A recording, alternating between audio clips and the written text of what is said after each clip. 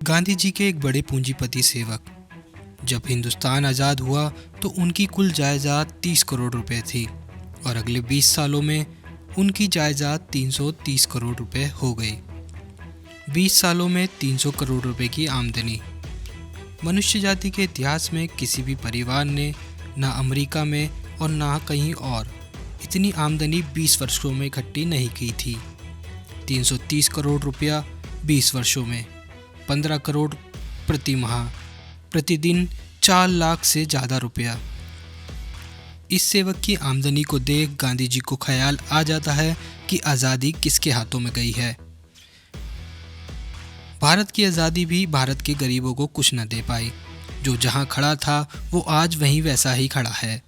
Oxfam international, जो दुनिया भर में आर्थिक असमानता पर रिसर्च करती है, ने बताया कि भारत के 21 पूंजीपतियों पर भारत की 70 करोड़ आबादी से ज़्यादा रुपया संपत्ति है। ये आंकड़े बता रहे हैं कि आज भी भारत की आज़ादी किसके हाथों में है। और यही नहीं, इन पूंजीपतियों की जायदाद दिन पर दिन और बढ़ती जा रही है, क्योंकि हमारी लोकतांत्रिक सरकार इन पूंजीपतियों को वैसे ही संरक्षण दे रही है जैसे अंग्रेज पूंजीपतियों को इंग्लैंड की सरकार दिया करती थी। जब भारत आज़ाद हुआ था तब एक पत्रकार ने भारत के भविष्य को लेकर भीमराव अंबेडकर से एक सवाल पूछा था। उसने पूछा था कि क्या आपको लगता है कि भारत में लोकतंत्र काम करेगा। अंबेडकर एक बुद्धिमान व्यक्ति थे, दूरदर्शी थे। उन्होंने इस प्रश्न के जवाब में साफ साफ कह दिया, नहीं करेगा।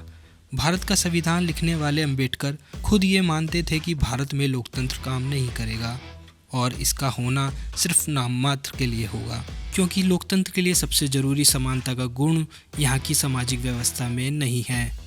भारत की सामाजिक व्यवस्था असमानता पर आधारित है। अंबेडकर मानते थे कि भारत में गरीब अमीर की इस खाई को भरने के लिए ठोस योजनाएं और ठोस संगठन होने चाहिए जो इस सिस्टम को बदल सकें।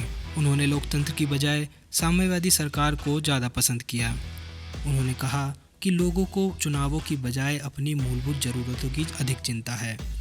लोकतंत्र जैसी व्यवस्था अमेरिका में कामयाब हो सकती है क्योंकि वहाँ प्रति व्यक्ति आय अधिक है। यहाँ भारत में लोगों के पास न ज़मीन है न कुछ और है। मुझे नहीं लगता कि लोकतांत्रिक व्यवस्था से इसे बदला जा सकता है। लोकतंत्र के लिए जो अंबेडकर ने कहा था, आज वह हमारे सामने सच बनकर खड़ा है। आज भारत में सरकार के एक करीबी उद्योगपति की बहुत चर्चा है। उसने चंद सालों में इतना धन कमाया कि वो भारत का नंबर 1 उद्योगपति हो गया। उसकी कमाई की तेज़ी इतनी थी कि उसने अमेरिकी कंपनी माइक्रोसॉफ्ट के बिल गेट को भी पीछे छोड़ दिया। सितंबर 2022 तक 155 अरब डॉलर की दौलत के साथ ये उद्योगपति विश्व का दूसरा सबसे अमीर उद्योगपति बन गया। वह बात अलग है कि अभी इस उद्योगपति को और जायदाद इकट्ठा करने में कुछ अड़चन आ गई है, लेकिन वह अभी रुकने वाला नहीं है। आप गौर करेंगे तो इसकी कहानी गांधी जी के सेवक से ज़्यादा अलग मालूम नहीं पड़ेगी। आज न जाने कितने ऐसे सेवक भारत की सेवा में लगे हुए हैं। सब मन से भारत की इतनी सेवा कर रहे हैं कि पूछो मत।